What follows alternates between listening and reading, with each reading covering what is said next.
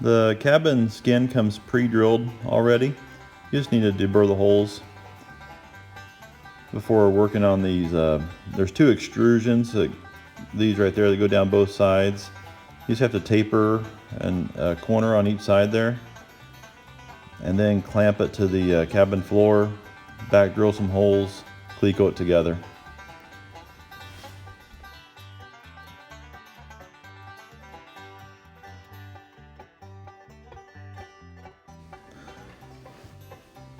There's a channel that goes on the underside of the skin. It just gets clecoed into place. All holes are final sized. It just clecos right into place, no problems. And this looked like an upside down channel is what accepts the rudder pedals. They go in there. And I'll be working on those next. There's a couple little angles, little extrusions you have to match up to that bottom skin there. A little bit challenging. Here's how they come. Both rudder pedals from the Zenith. You can see a little green bearing there. It's almost like a nylon or a plastic material. And here's the bearings in place. This is called the center bearing. The other one right there goes on top of this other one. Kind of sandwiches together with 3 bolts. And the outside bearing is actually made from aluminum. And you have to drill a couple holes, get it in good position. And that's a little bit challenging. It's not a lot of edge distance on that. And same thing with the brake pedals. There's holes in the cabin floor, but the pieces of aluminum extrusion don't have any holes in them. So you actually have to get everything lined up just perfectly before drilling any holes, just so that brake pedal will actually pivot okay in between the 2 angles.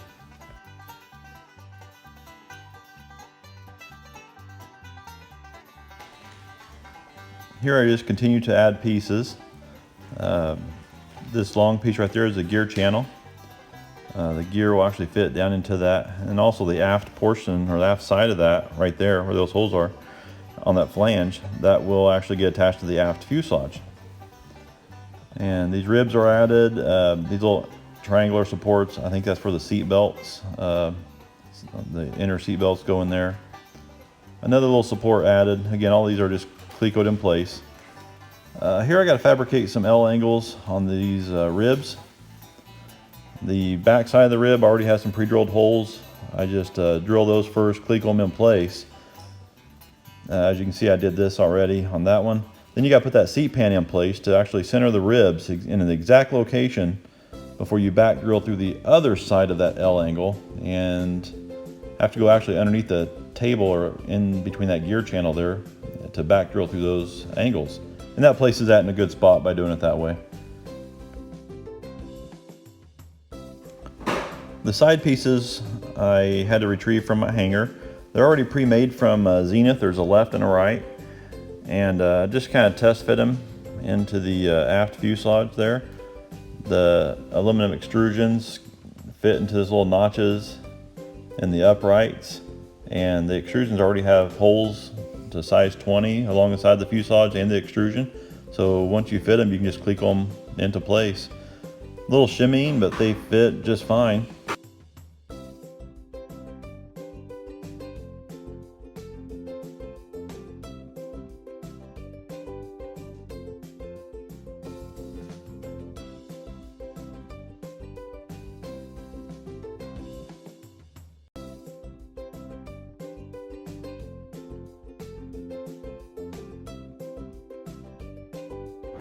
We're looking at the right side of the fuselage, forward fuselage skin. This part right there. I was trying to match it up with this part that I've been building here, the forward fuselage side. And a couple things I ran into. There's supposed to be a notch in this part here that will accept this angle here, this L angle. Here I was mistaken. No notch required and it fit just fine. The other thing is these holes, which are already size 20, I believe are supposed to line up with these holes here, which are only size 40. Looks like I'm gonna have to drill out these holes here to size 20 if I want to cleco this piece on. And looks like it goes clear back to F10-1, this piece here. And in that piece here, looks like that piece, oh, where's it at? You can't see it. Over here is going to match up to that hole right there, which this hole is only a 40, whereas that hole is a 30. So I'm going to have to take this to 30 and these two to 40, or to 20 it looks like. So I'm going to do that before I can attach the side on.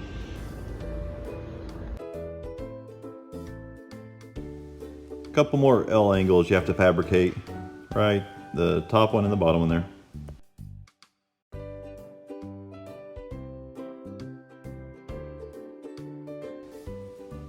Here's a separate piece, the most forward side skin. Here you have to up drill some holes before you can actually cleco it in place. Again, all the holes are matched up, they line up, but one size is only a size 40 and the other size is a size 20, so you really have to up drill the side skin to 20 so they will actually fit. You can, well, so they'll fit on there so you can cleco everything together. But everything fit really, really well. Pretty excited to see this all come together like it is. Next, you got these little hill rest supports. They come like that, pre-bent from the from Zenith. You just gotta put some holes in it and cleco it to the side of the fuselage. I had to go ahead and take my baggage back out and drill a couple of holes on each corner for my fuel lines going to my header tank. Here's the header tank. Header tank is 2.5 gallons. And I put some corking where it hits the upright over there on both sides there. And then I had to angle it to the point where it would stay out of the way of the flaperon motor. And I hope that's not too much of an angle. But at the back side of that is my drain valve, and it's hitting that longeron right in the middle of that longeron there. So I had to twist it just the header tank just a little bit so I could clear that that angle right there. So my my sump drain will won't come out directly over the angle, but just to the side of it. With the header tank in place and my baggage back in place, I'm ready to start final riveting some of these areas. Here's the channel. I went and made a cutout and access panel on these little covers here. Again, the flaperon controls goes in this area. I figured it'd be easier to assemble everything when the wings are on with that little access panel in place. It was pretty easy work, but everything's being ready to riveted. And there's my access panel cover in place. All right, this is as far as I got in the aft fuselage. I went ahead and installed the controls up in those tunnels. I got the tunnels riveted on now, even on the outside. You can see there's minimal clecos now on the outside. I don't have these uprights riveted yet, but I think I'm gonna stop here. I was gonna continue going, but I'm not going to. I'm gonna refocus back on the forward fuselage.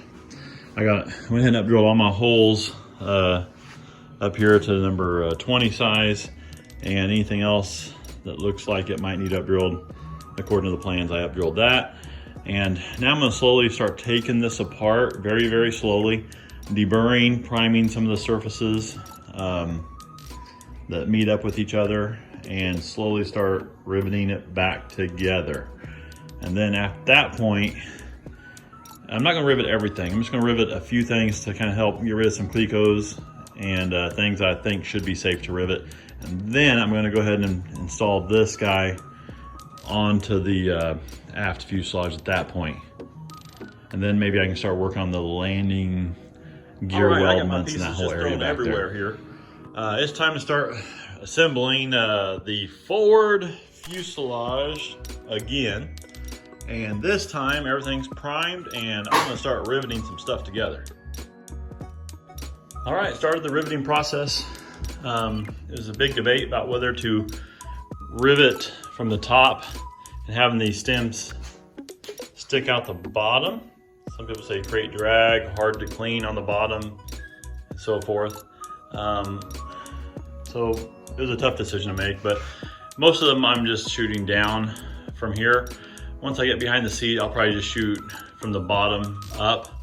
But the floor up here where I'm gonna be piloting the aircraft and stuff, I just don't want the stems to stick up. I don't plan on putting carpet down for now, plan on just using it some like maybe some rubberized coating or something for the floor. So right now I'm just putting the rivet heads for the most part facing down. All right, still doing some riveting. I was debating whether to put these little guys on the inside or the outside. I decided just go ahead and do like the plans say, put them on the outside. All right, I think I'm done riveting for now. I hope I didn't rivet myself into a corner. What that means is you rivet so much that there's other parts you still need to put on there and you can't because you riveted something else in its place. So I riveted most everything up front here. As you can see, the place for the rudder pedals, the dill plate, riveted all that in. The cross member goes on the bottom, riveted that in. Those two rows of rivets on both sides, riveted that on. And as far back as I went is almost to my gear channel. This is the gear channel here, that piece. I did rivet this guy on, but none of the ribs or this part right here. Did not rivet any of the ribs or that part, but I did rivet this bigger part on here. And you can see here, I stopped on the double row of rivets about 2 sets of rivets before I get to the gear channel. Again, I haven't done anything with the gear channel at all. So I didn't rivet that. Haven't riveted my seat belt attachment brackets. I probably could rivet this part, that plate to this, but I did not do that yet. Along with these little angles. If you can see it right over here. Right over there. Anyway, I could probably rivet those onto the ribs, but not onto my gear channel yet, because the gear channel is going to have to come off a few times. But for now, I'm hoping, well, tomorrow, I spent about 5 hours riveting today, and tomorrow I'm planning on joining this front section of the fuselage with the aft section of the fuselage. All right, well, went ahead and joined the fuselage together.